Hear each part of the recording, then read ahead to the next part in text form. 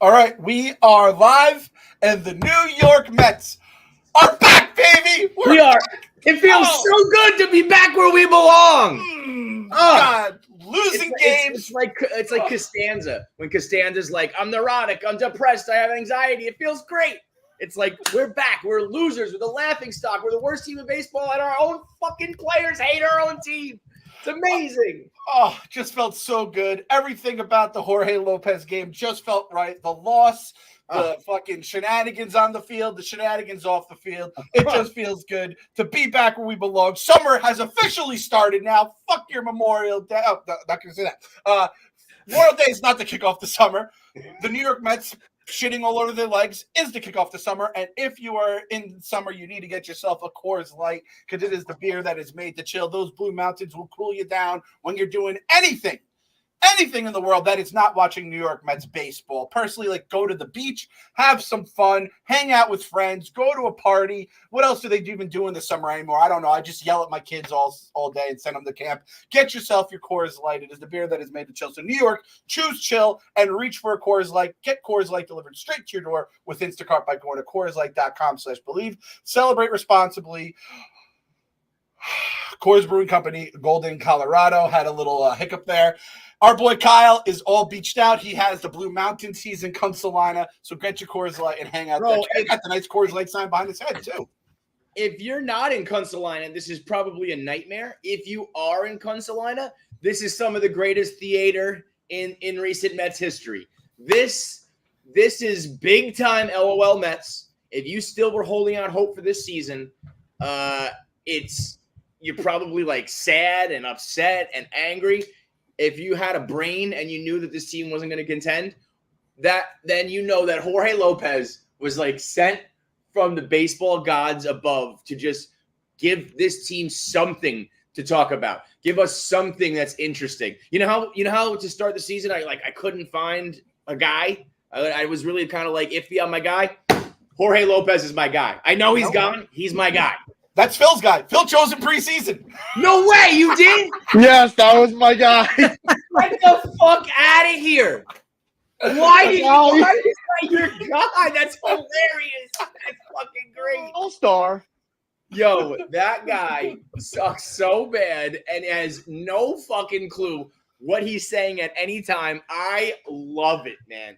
The quotes just keep getting worse and worse and worse. It's like, yo, Jorge, shut the fuck up if you don't want to make this thing worse. It's crazy. His manager 1,000% was like, do you want to play baseball again this season? Because they asked you 3 different times to retract it because they know how shitty this is going to be for you.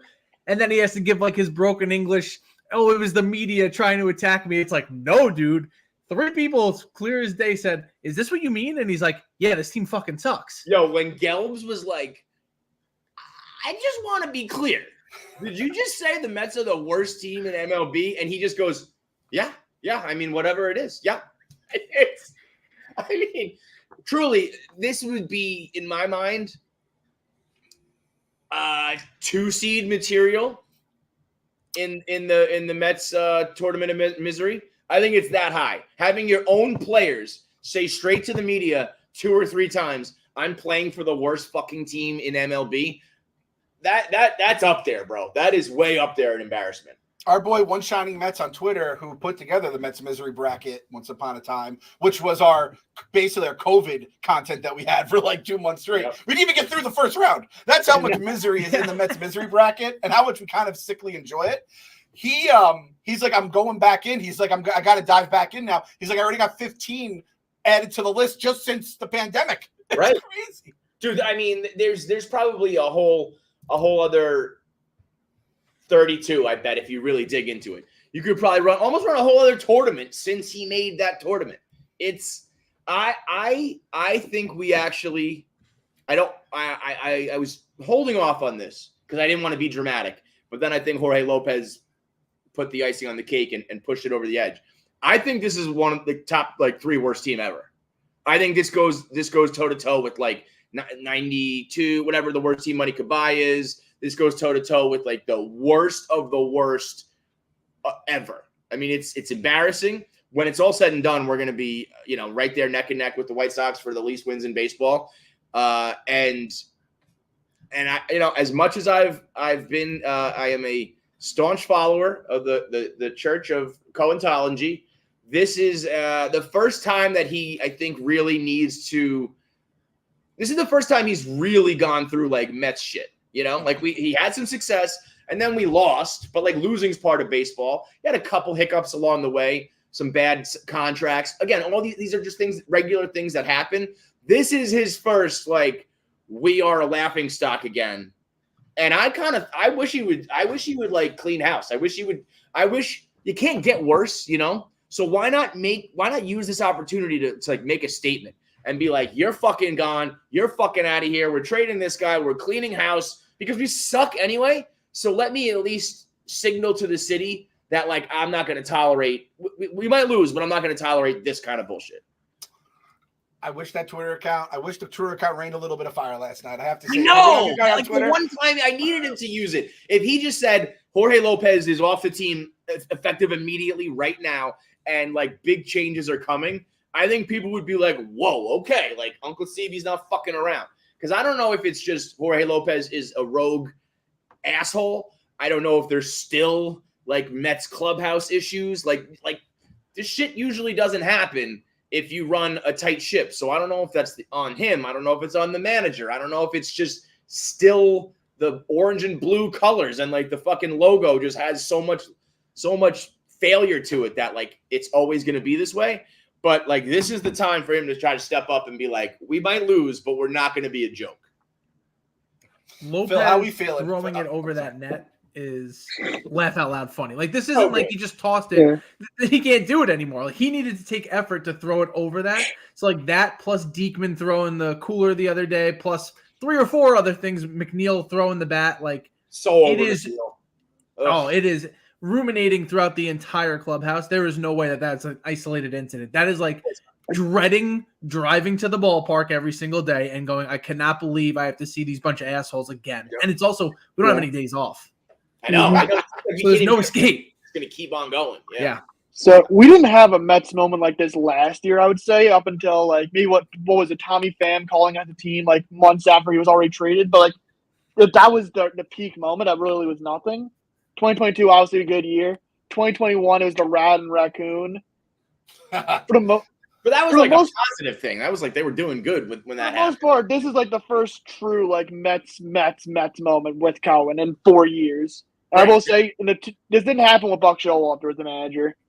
Well, I'll point that out. Where, I mean, like no one has been impressed with Carlos Mendoza, and I just think when you like guys are just not.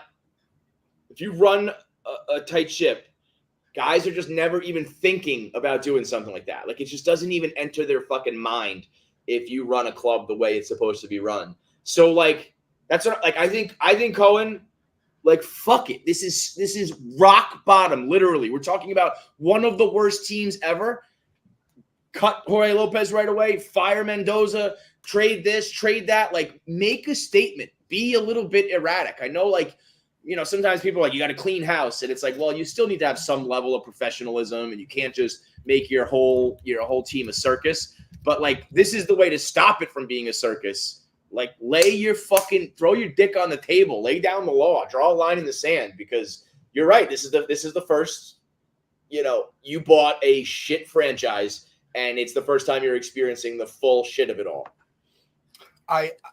I know that. So I saw after all that shit went down with Lopez, they had like a players only meeting, which is hilarious in itself. And they said like everyone talked, and like there is a chance where they're gonna have like a little like they win 2 out of 3 or whatever.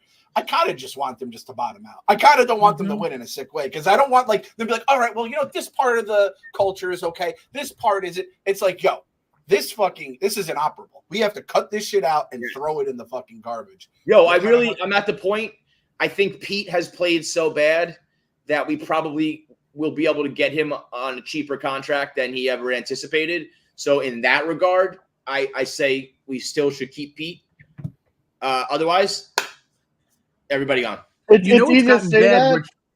I was say, do say that, but his agent Scott Boras, so he's going to try to like.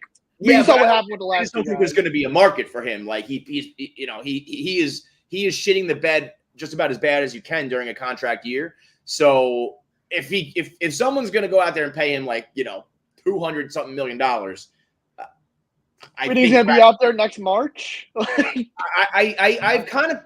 go back and forth on it. Like, I'm very much a believer of like, you don't find 40 home run hitters. They don't grow on trees. But ones that bat like 208, like they might grow on trees. There's a lot of guys who can slug who absolutely suck otherwise. So I'm kind of like back and forth on that. If Boris really thinks he can get that money, I think you say let him walk, because at this point we're not even close to winning anyway. So why are you even going to invest in this guy? And I think people are getting sick of like the streakiness. It's like it's one thing if you're batting 250, like we can swallow that. The rest of this is like, it's so bad. Alvarez is the only guy I would keep. I would trade absolutely anybody and everybody that we could move. Like everyone. I'll eat Lindor's contract. I'll do whatever to purge this team right now, because it's otherwise like you're kind of showing like, well, we've seen this movie before. This is what the Wilpons did. This is we know how this goes. This is going to linger for several seasons. Fucking let's go. Cut bait, man. You like think of it like an investment, When you bought a bad stock or whatever, get rid of it. It's also, there's no holdovers from when the team was actually good. So it's like they were good in 2022, but it was just like a byproduct of everything coming together at the same time. If you have McNeil turning around and going, well, we're not losing by much, you're still fucking losing every single game. And by the way, the games that you're winning, you also probably should have lost. And then you have Lindor, who's getting paid all of this money to be the clubhouse leader, and then he comes through and says, oh, we had a team meeting. I'm not really a rah-rah guy. I'm more of a come in, grind, do my own thing guy. First of all, you should be grinding harder, because whatever's you're doing right now isn't working. And number two, if you're not the voice in the clubhouse, who else is? Nobody. Yeah. There's nobody there. They're all kids. Because even I agree with everything you said, but I also sometimes you can't force those things. Like if you're not the type of guy to like flip the table. But you have to recognize that when you're a $35 million a year shortstop, maybe the guy who is the one to flip a table is sitting there going, well, it's not really my team. Lindor is So like either fucking have a conversation and pass the torch to someone, or start doing it yourself. But because who right now is that guy? Is it's Nimmo? Nimmo is supposed to be the guy where you're like, he's going to be the rah-rah guy? It can't be Pete. First of all, Pete got hit on the hand and he could have been out. He luckily had negative x-rays, but like no one's even talking about that. That's how much of a shit show the team has become, that it's like, it doesn't matter if he comes back or not. It's not going to change anything. Nimmo is just saying like, this is all God's plan. He's just fucking praying to the Oh, geez, guys. I guess it's God's plan for you to strike out every fucking at bat. He's an automatic K, dude. I think he has like 60 strikeouts already. I don't know, man. I don't think we're gonna get everything I'm asking for, because, like I said, there's just like professional. You also don't want to be the laughing stock who like people think Cohen is like erratic and like you can't trust him. But I think we need a little George Steinbrenner type shit right now, like, and not just okay. Yeah, we know Jorge Lopez is gonna get DFA'd. We all knew that instantly. Mm-hmm. Something like I'm not even giving Mendoza the rest of the season. And I guess you can't. The thing about it is, like, you fuck over Mendoza, like, for the rest of his career by doing something like that. But I don't know. It's like, I don't care. I have to make a fucking statement about this team right now. So I have a stat for the month of May. We are 3-11 at home in the month of May. All three of those wins are come from behind walk-off wins. So there's a rare we could have been winless. World. We could have been winless. We could have been 0-14 at home if not for three come from behind wins. Give the stat, Clem, that you sent last night. That is one of the worst stats. Brace yourself. Chat. I want you to brace yourself right now. I want you to brace yourself. This is one of the worst stats I think I've ever heard. And it totally fits. The shoe fits. It's so perfectly Mets because we know our bullpen has always sucked. But brace yourselves. Yeah, if it's not the June soon, it's the May fucking day. May Armageddon. Yeah, Matthew Brownstein tweeted this one. The Mets have given up 35 runs from the 8th inning on in the month of May. That leads the majors. Well, I think it better fucking lead the majors. 35 runs in a month. At that point, it was not even a full month. There was a few days left in just the 8th inning. I mean, holy fucking shit. So wait, I guess that means that like, I mean, I'm sure we've also given up plenty of runs in the 7th and the 9th as well. But all of these meltdowns must be 8th inning meltdowns. The Diaz. 8th inning on, so it's 8th, 9th, and then the extras. Oh, okay. So okay. you know, like if you give up 5 fucking runs in the 11th inning because you fucking stink, dude, that will happen. They're 3-6 this month when they lead after 7 innings. And let's say they go a perfect 9-0 in those games. That's a 13-13 month. It's nothing special. You know how bad this is? My sister said to me the other day. She goes, every time I like see the Mets score, they're winning or tied like really late in the game, and then I see the final score and they lose by like 7. What's up with that? I was like, if even my fucking sister can see this is going on, then I mean, God, when that's this team's MO, and like I said, we've seen it a million times before with the Mets bullpen, but this is particularly it's bad. the way they're losing, and it's also it's a team effort in the fact that like even though the bullpen is like shaky but decent, there was 3 opportunities for double plays in that one fucking game, and they blew it all 3 times and then blew the lead. And it's like, what more do you need to do? Like all they could do is put the ball in play and let you field it. Brett Beatty's taking the ball out of his glove and can't even fucking grip it. They're last last in the league in defensive run saved. The worst fielding team in baseball. The worst team at throwing runners out in baseball. Stern said that Beatty being in the field at the same time isn't sustainable. We are the worst team in baseball. We're the worst at this. We're the worst at that. We're the worst at all because we're the worst team in baseball. I honestly think at the end of the year that the White Sox will still I'm sure the White Sox are just playing minor leaguers who at least have some fucking some motivation and some excitement where we just have a whole bunch of veterans who just fucking hate it here now. And the only guy who I thought, could have shined, who could have played through all this is Alvarez, and he can't. I said it about Jorge. Jorge Lopez used the perfect word. We are the worst team in baseball. Like there's teams that have worse records than us.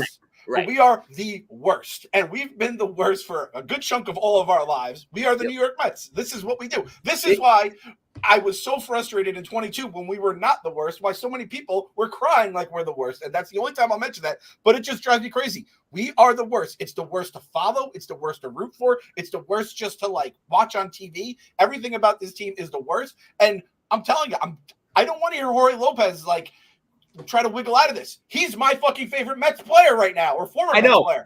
He's our fucking like mouthpiece. There's two factions of Mets fans right now. There's like the like pie in the sky, like we still love our team and this is unacceptable behavior. So, we shouldn't, we all hate Jorge Lopez. And then there's the people with brains who are like, yeah, we know it's wildly unprofessional and obviously you got to go instantly, but spot the lie, spot the fucking lie, and we always ask for these guys to be more honest and not give canned answers. Here you go. Now, I mean, for all the guys in the league that have interpreters that don't need them, the one guy who absolutely does need an interpreter, I mean, he can't speak English. Where was the interpreter? Where was Alan Suriel? He can't speak Spanglish. He can't speak broken English. He can't do any of it. He just, and when they said, "Are you sure?" He just said they're the worst, and he just goes, "Yeah."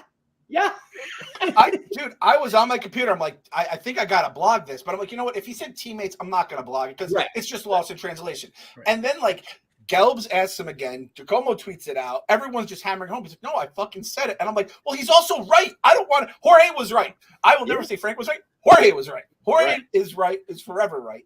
And I'll tell you, Kev, you're talking about like our boy Kyle. You can tell he has the fucking shades on. He has the hat. He's down in Consolati. You were down in Consolati in March still. It was still like 62 degrees down there. Listen, I don't know much, but I know Mets losing baseball when I see it. I pulled the fucking ripcord as quick as I could on this season. So you guys are in Consolina. Phil, where are you in Consolina? Not yet. Okay. Phil! How can he be in Consolina when there's the ball? I will no longer trust you as a man if you don't console right now. You'll never have my trust again on anything. I'll never be able to trust you. Well, listen. And You're not out of the fucking woods. I'm not counseling either. And people want to go, oh, if you're not in Carolina, where are you? I'll tell you, me and Phil, I'll tell you right now where we are. We are on the shores of Dunkirk. There is just fucking bombs coming at us. They're making rounds, and we're just sitting ducks, and it's like, well, hopefully we survive this one. And they just come back and forth. You know what you are? You are George Bush, weapons of mass destruction, fighting a false war, a fake war that doesn't need to be fought anymore. That too. But we're just taking our hits, and you know what? Like, there's a chance the boats are going to come and save us. We know that's probably not going to happen, but we're just going to put on a brave face and fucking survive it, and hope you guys are doing right. You're not going to survive. It's going to kill you. I know. It's going to kill you. I know. At the best MAME. At the best case scenario is MAME right now, and I just have to fucking live with it. So does Phil. At the very least, Stearns and Cohen need to acknowledge and tell the truth, be honest to the fan base. Like, we're rebuilding. And I think they always were thinking that, but they want to sell tickets and they want fans to have hope, so they say shit about the trade deadline. But now it's like, if you don't come out and tell me that we are focusing on the future, it'll be the first time I start to lose faith in the ownership. And, Stearns, I still maintain, I always thought that Stearns came in and was like, I'm going to do things my way. I don't give a shit about what happened in 22. I'm not worried about trying to please the fans from that year they thought they got so close. I am planning for the future. I just think it's a smarter way to do business. I think the fans that want to go to the ballpark are still going to go to the ballpark, And I know attendance is down, but like, you're just going to have to go through these lean years where we fucking suck. But I think it's better to be honest about it and keep the diehard fans, keep the faith that like we at least have, a competent brain trust that knows what's going on as we move forward. So you said something about going to the ballpark. I was never a drink beer at the ballpark guy until the past 2 years, to where it's like, now I take my mom to a game, I have to go get my Coors Light just to be sane. Poor Meek is going to be driven to Alcoholics Anonymous because of this goddamn team. That's the whole point of Mets Fans Anonymous. To keep you out of all the other anonymous meetings, we have Mets Fans Anonymous to just curb it before it gets to the hard shit. Yeah. It does. It takes a Blue Mountain Frosty Coors Light to survive. Yep. And that's one thing. Win or lose, beer is free at Barstool the Ballpark. Yep. So the only time you're really going to enjoy yourself during Mets games this year will probably be when there's tailgates and when there's free beer. So make sure we got both on Saturday. Yeah, we got both on Saturday. The tailgate. In the park, tailgate hour beforehand in the parking lot. Then we have Barstool, the ballpark in the game. Hour before first pitch, you can start drinking, get yourself, all feeling good for whatever's about to take place in that field. Speaking of which, Darryl Strawberry retirement. So, when the Mets were in an absolute fucking mockery, you could watch Darryl Strawberry, give him a hand, give the 86 Mets a hand, since it might be the only World Series that the Mets ever win again. And then you just have some fun, some like-minded Mets fans with people who listen to the show and all that. So Barstool, the ballpark, I'm sure we have the links in the pod, have the links on the socials. So check it out. We'll be there. We'll be drinking, and we have a tailgate beforehand if you want to kind of get ready for the game. Kevin. You know what makes me sick, by the way? What? And this, sometimes – they Major League Baseball is often very reactive. Like, they started the wild card because of that Dodgers, that Braves and Giants run. They tweaked the playoffs because, the Yankees and Red Sox never were even trying to win the division. They're always reacting. This might be the team where they have to change the playoffs because we're only 6 games back from the wild card right now. So who's that in the chat there? Will M. We're only 6 games back in the wild card. It might as well be 6 million games. MLB, they've got to do something where it's like, you can't be a team like this should not be even remote in playoff contention. The crazy part is, let's say a third wild card was taken out of it, they'd still be 6 games back in the second wild card. That's how bad baseball is. And it's honestly, it's like sugar. It's like you have that thing. It's like, oh, 6 games back, and it just tastes good, and it just makes you just want more sugar, and you keep coming back. They know what they're doing here. They're making us baseball addicts. This sport fucking stinks. I hate this sport. I don't even like my own team, and I watch them every fucking night. I hate baseball. Baseball was so much better in the 90s and the 2000s. It's garbage now. The Mets are fun to watch, obviously, and I say that very loosely. It's fucking terrible. Well, I'm about to go back and watch Negro League baseball. I want to go watch Josh Gibson. I'd rather watch baseball from 100 years ago than this shit. There are 2 games ahead of the Colorado Rockies in the standings. I mean, shame on them. So that's where I'm like, God, I cannot imagine another franchise who, like, they're not a laughing stock. They just go out there and lose. Like, at least we're like, if we're going to go down, like, we're blowing the whole fucking thing up. You're telling me the Rockies just go out there every day like, well, we have a regular, well-adjusted team, but we just lost fucking 15 in a row. At least they're 3 games up on the Marlins, who sold, like, one of their best hitters. The guy that won a batting title last year, a month ago. It's crazy, man. It is truly crazy. Kev, what are your thoughts about Jorge Lopez throwing that glove and a Yankees fan catching it, of all people? Oh. It's just more from, like, the sports gods. It's just like, we'll add one little extra wrinkle. It's got a fucking a Yankee fan now has. Did he leave the ballpark with it? Yeah, he took a picture. It's like my friend has the glove and it says Jorge Lopez on the glove. I will pay money for that. I think I'm not a memorabilia guy. I think I want the Jorge Lopez glove.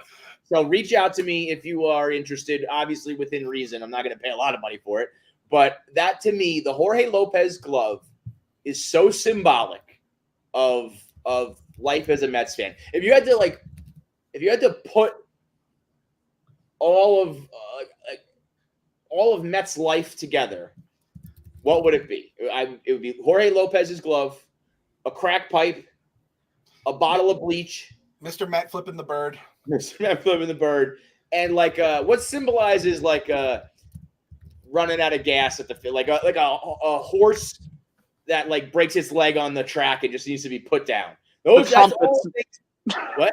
The trumpets at this point. And the trumpets. I mean, it's the trumpets of the fucking apocalypse. That glove, though, get at me. You can make a few bucks off me on that one.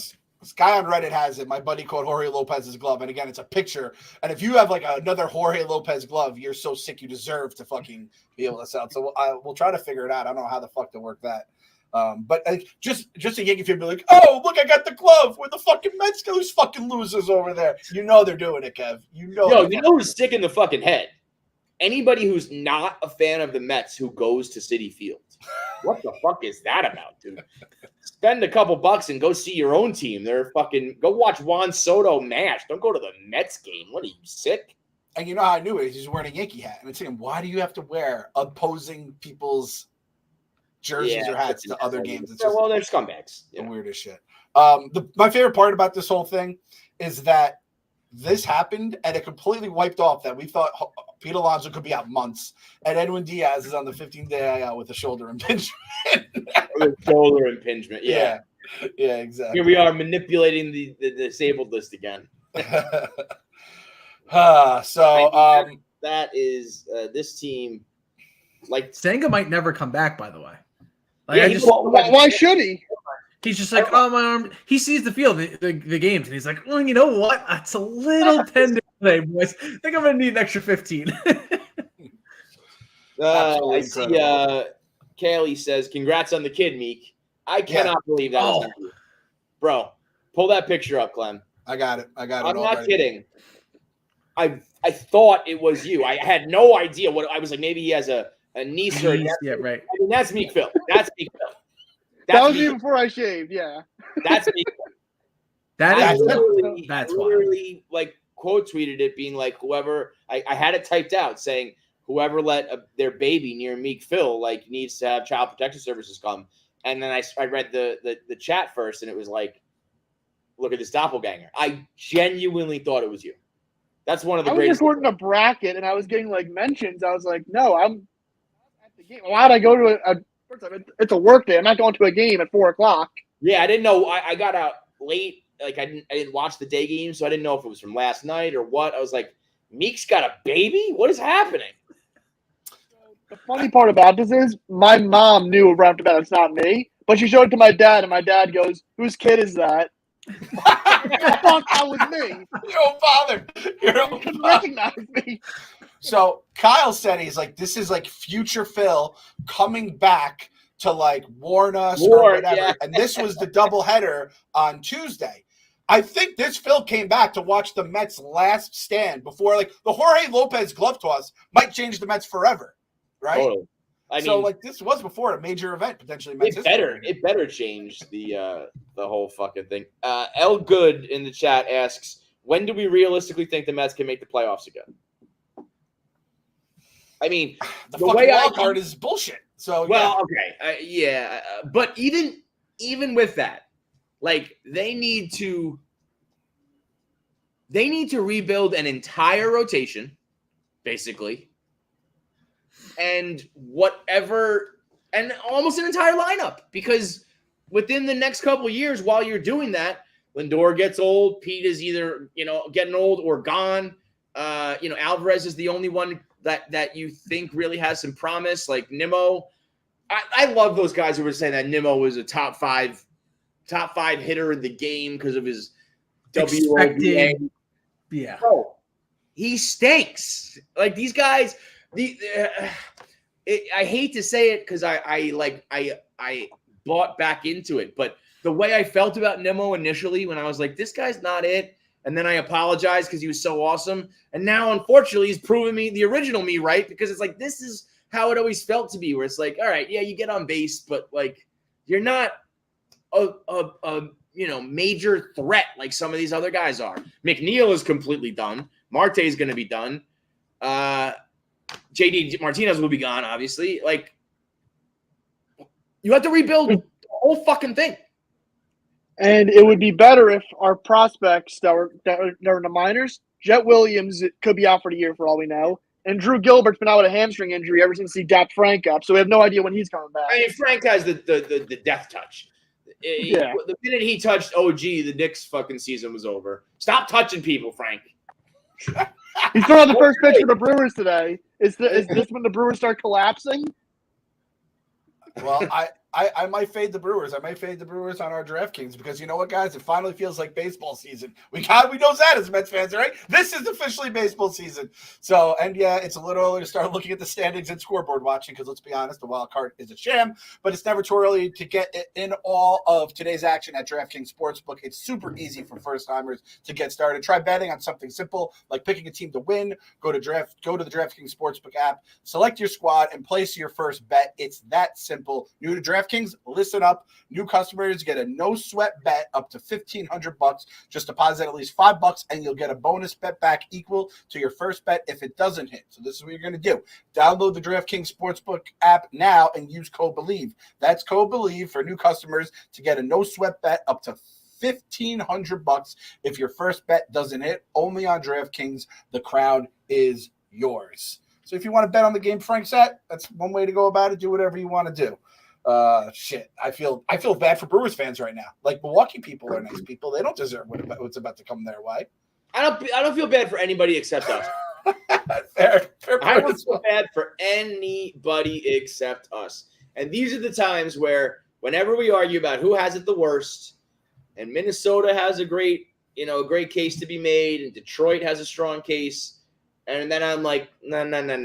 You don't have this kind of shit going on. Although maybe I'm starting to come around that it's better to have this kind of shit because at least we can have fun with it and laugh and fucking joke about it, take our frustrations out on Jorge Lopez.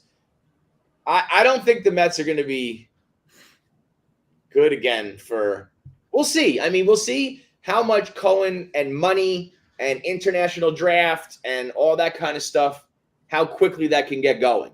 Because to be honest, it's not really about the team you have on the field when you're building your infrastructure of your team, you know what I mean? So like whether they were winning or payroll is astronomical this season for like the fact that we don't have so many people playing.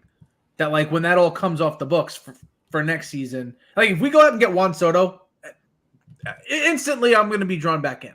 Well, like, of course, who in their right mind's coming here unless they're going to build other stuff around him? Yeah, I mean, listen. I'm telling everybody right now, the Juan Soto ship has sailed. Yep. There is no fucking way that guy is going to waste his prime on a team that is rebuilding like directly through his prime. Like his year 27 through 32 will be like the Mets rebuilding. Now, I guess you could say I want to be built around, but he's on a team that's already built around him, and there's plenty of other choices to make that are way better than the Mets. So unless Cohen gave him like $1 billion, I think we can all forget about that. I think it's going to be a much longer, but like sturdier process. Like I said, it's going to be all through the draft and all through. You really can't buy a championship anymore. So whether or not this team is good or bad, Stearns and Cohen and the scouts and all that shit, we're going to be doing the same things anyway behind the scenes to try to make it a sustainable, well-oiled machine. But I think that's going to take at least, because even like the Jet Williams of the world, it's not like we have, De La Cruz coming up, like a fucking can't miss. You just have a couple players who are showing some promise, but you don't have a guy that's like, we're going to build around him, I guess, except for Alvarez. We have so much more of this season to go right now. We have so much. 107 games left. Oh my Yep. God. I mean, I'm not Third of even the way through. I'll tell you right now, I'll probably watch a full Mets game, probably like 10 more of them all year long. Just watch the first 7 innings and then don't check the score after. Yeah, that's what I mean. Like, I'll pop in and out. I'll see the writing on the wall. Oh, we walked the leadoff batter in the 7th inning. I know how this ends. I'm not watching a full 1 through 9 ever again. I'm too old and I've given too much. And that's a young man's game. The way the fan base works is like young fans need to sit through that they need to sit in their own sick. And that's what makes it good one day when we do win. We've already done that. Whether we do it another year after that, we've already suffered enough that the one day we do win will be so satisfying. So the older fans get to like kind of phase out of just putting yourself in front of the TV for 9-inning shit games. And the young guys have to keep that up. I'm sorry. I'm not doing it. I just honestly hope people do take, like we said it last episode or the episode before, like, do not let this team ruin your summer. Right. What's the line that you guys had? Don't let Monday ruin your Sunday. Right? Yep. Same thing. Like, enjoy the summer. Go to the beach. Travel. Fucking have some party. Do whatever just makes you happy. Just fucking sleep. I don't know. Just fucking just watch this team. Look at a fucking blank TV screen over watching the Mets. Just have peace of mind. I wanted to shout out this guy here, Kieran Glynn. I don't know if you guys saw this. He tweeted at us. This, by the way, he tweeted this on Tuesday. So he doesn't even have the Jorge Lopez called the team the worst team in baseball game on the list. He goes, in support of KFC's Council, I have compiled 13 games that are Council worthy from this season. Oh my God. This is before June 1st. All right. First one, Rhys Hoskins, 4 RBIs, 7-6, obviously, second game of the season. Second game, Carson Kelly's 3-run homer in the 10th. They helped the Tigers beat us. That was Kevin's console game. That was my console. That was your I thought it was 5 games. It was the 4th game. That was my console. That's honestly one of the funniest box scores I've ever seen. It's 0-0 the entire game, and then it goes 5-0 in the 10th. It's crazy. It's crazy. That's why I knew that it was so silly. As soon as that 3-run home run was hit, I consoled. I knew it in my heart. And then the next game, Mets lose 6-3. Cole Keith's RBI double caps a 6-3 win. Again, the 11th inning, they give up 3 runs. So that's the day after your console. Number 4, the home run Morel hits in the 9th off Diaz when we were starting to realize Edwin Diaz. That was the no-hitter game, right? We had a no-hitter and we lost, and it was a Diaz blown save. So that was like a double/triple whammy. Kyle's boy, Amanga, stellar again. Cubs endgame with double play to edge Mets 1-0. I don't know if that one's console worthy, but you go. That one I remember hurting, but it was like at that point we were already numb from the other game. Rays beat Mets 3-1 to spoil what's his name's debut. Christian Scott. Randy Arozarena, I can never say this guy's name. Off of Diaz in the 9th, so another Diaz blown save. Stott homers in ninth off Edwin Diaz. You guys starting to pick up a trend here. Edwin Diaz and the bullpen in general, just fucking breaking our backs. Bell hits tying homer as Marlins score 4 in ninth off of struggling Diaz and rally past Mets 10-9 and 10. Jonathan Rodriguez drives and go-ahead run for first major league hit. Guardians beat Mets 6-3. This is like the least painful of them all. And then let's see, 5 of 5 here. Giants overcome third straight fourth-run deficit on the road. Hold off early Mets 8-7. And then last but not least, Edwin Diaz blows save for skidding Mets as Giants win 7-2 in 10 innings. Oh, and then you have another one too. Obviously, the game that Future Phil was at, the 10th inning when they lose 5-2 against the Dodgers, and then they lost. And then this one, then the 10 beat down where you fucking. That wouldn't have been yesterday's game wouldn't have been a console game. I don't think if Jorge Lopez didn't do what he did. That's a normal loss. Yeah. Okay. What I'm saying. Right. Like you lose 10-3, that's normal. That was a good old fashioned. We just got our dicks kicked in. Yeah.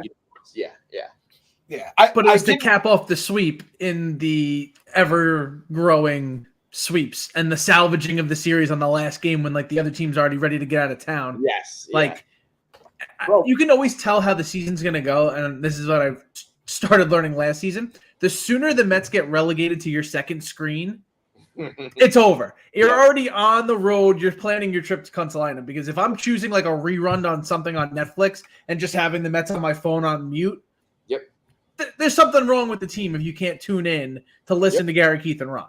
Totally. It's and I was I knew it was bad for Diaz, but seeing that all in a row, that is 2019 Diaz. Like that is bad. I mean, that was like 4 games basically in a row for him. That was insane. It was 4 blown saves in a row. That is absolutely nuts. And I think you add in that where you get your hopes up, you think you're going to win, right? Well, remember we had the whole debate about is it worse to like get all the way to the 9th inning and then lose, or to just get your dick blown off in the first inning. These are the kind of like social experiments we conduct, and we got to believe every year, because we always have different ways of fucking having shitty teams.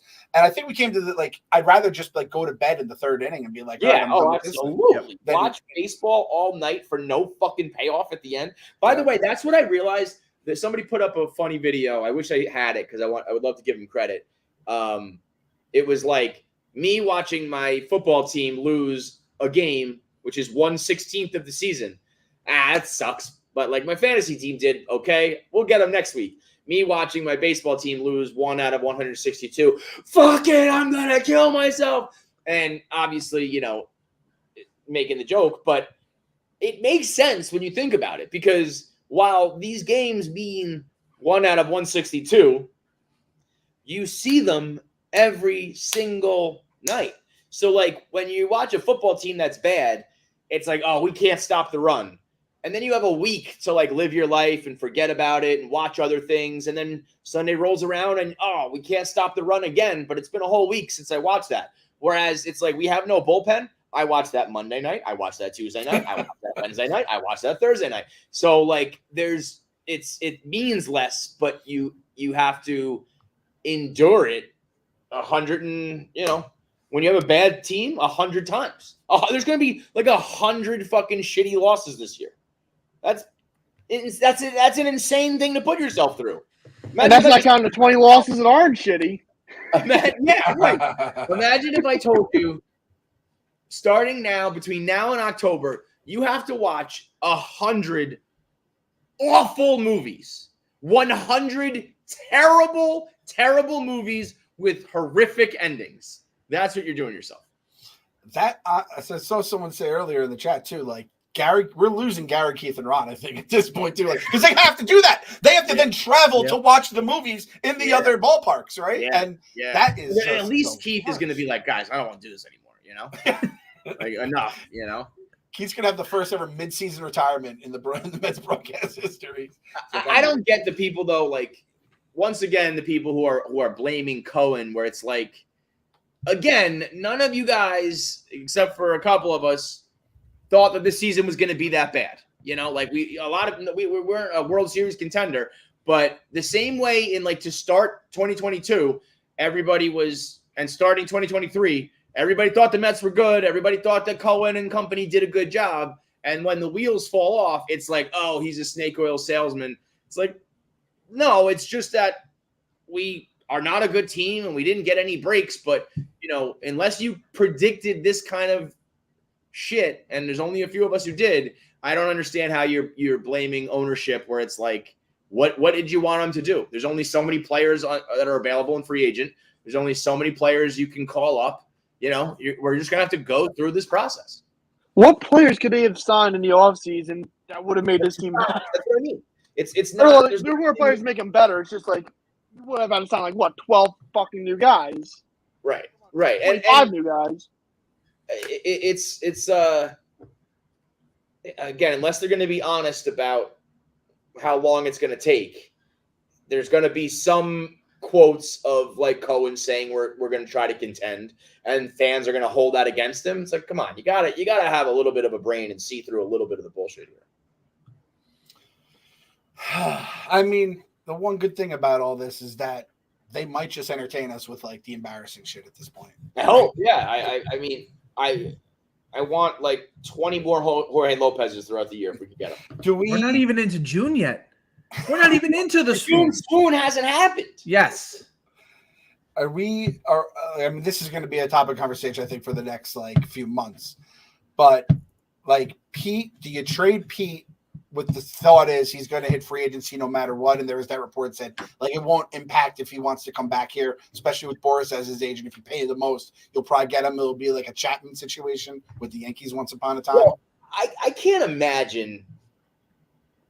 When they say whoever pays the most is where we're going to go, you really mean that the team that traded you mid-season doesn't bear any weight? Do you think that's doing him a favor, though? I would think. Yeah. Well, it's like, put me on a contender, and they're like, oh shit, Pete Alonso's actually pretty cool. Like he fucking hits bombs. He's kind of like, they'll call him goofy because he's not a Met. They won't hate him as much, right? And then he'll at least have that to like show to teams, except for like a quarter full ballpark. And you're, losing every game 3-2. The thing is, I think if the Mets want to try to do that, that's a dicey game because you send somebody away from this bullshit, and he goes to San Diego, and he's like, "This is fucking awesome. I'm never going back there again." So you better really plan on blowing him away with the money. If you're going to do that. But even forget about bringing him back. I honestly think it's better to go get whatever. I mean, it sucks that, you'd be selling low because he's having such a bad year. But if there's some contender out there and you can dangle a fucking, maybe a Cespedes type second half from this guy who's going to hit 20 home runs for you in your pennant push, you could probably get a haul for him. I'm not the point where I'm like, it's all done. This core He's the only one you're going to get a haul for. Everyone else is a rental. No one's going to take Lindor's contract. We're going to be with him saddled completely forever. McNeil, none of these guys are people that are knocking on our door saying, hey, is he available? Like, it's just Pete and JD, but that's a rental anyway. Pete, JD. That's it. Even Harrison Bader, my guy, is actually the only reason we're winning ball games. He'll be gone. Tyrone Taylor, same thing. JD Martinez was traded for absolute garbage 7 years ago in like one of his best years. What's he going to get 7 years later? Right. Someone that needs a bat. I'd rather something than nothing. Yep. Like, give me a 26-year-old guy in Double-A that can't throw strikes. Maybe we can fix him. I'd rather give me like a bunch of fucking 18-year-olds that suck, but maybe one of them's gonna turn into something. God, it's that's why I that guy asking the question, how long is it going to take? There is no quick fix. There is no like, oh, well, it didn't work, so let's have a fire sale and reboot for next year. You got one or two guys that are going to attract, and really they know that the Mets, it's like we don't have much leverage either because it's like you better move them. You got to move them now. So, I really long 5 years, boys. This season would have a different outlook if like the young guys were at least starting to show some real signs, right? You're like, all right, well, you get a couple guys in free agency. These guys improve as much as you think. Alvarez obviously comes back healthy and does the same. Maybe one or two of the guys in the minors go up a level, and then by next year they're ready to rock. But it's like if you don't have any of that stuff going, and then you have the second year in a row where someone tells you your franchise is a piece of dog shit. Tommy Pham. Shout out to Pham. Nailed it. The fucking most like Dude, those guys like Tommy Pham and Jimmy Butler, like they're right. When they talk, when they speak, and they're honest about shit, they're fucking right. I mean, we should have known it and done something about it the first time he spoke up. I remember, Clem. Remember when we first got Cohen, and we said, realistically, within a decade, I think we're gonna win a World Series. And then things kind of got a little out of hand because Cohen said, like, within 3 to 5 years, I want to win. And people took that as some sort of like, he has to get it done in 5 years. But I think with the amount of time it's going to take to rebuild right now, I think by the time they hopefully get good again, it will be right around like a 10-year mark, right? When did we get Cohen? 2021. 20? Before 2021. 2021 was the first season. So like 5 more years. You know, we're starting to push 2030. We're starting to get to that, like, we wanted a title within a decade. So I think that's what it's going to be. It's probably going to be another 7-year drought. So 2022, 2029. I'll see you in 2029. That makes sense. It's going to take 5 years to build out of this bullshit. It's our usual 7-year cycle. And then I hope from 2029 to 2031, we are a contender. Gotta believe. Gotta believe.